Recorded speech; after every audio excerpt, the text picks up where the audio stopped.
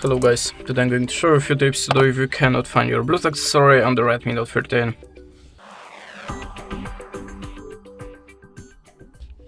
So if you have a problem to find your Bluetooth gadget, start from the simplest way, switch off and switch on again the Bluetooth connection to restart it.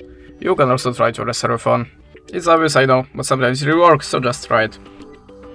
You have to be sure that your Bluetooth accessory has activated Spire mode, and how to activate it you will find in the manual to your device or maybe on your YouTube channel, so just check it and be sure that your Bluetooth accessory should be visible for other devices.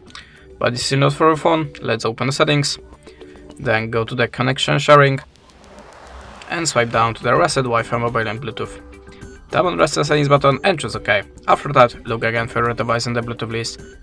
You can also try to update your system, so go to the settings, choose the above phone and choose MIUI version. If you have any updates, just install it and check for your device again. And that's it. Thanks for watching, leave us a like or a comment and goodbye.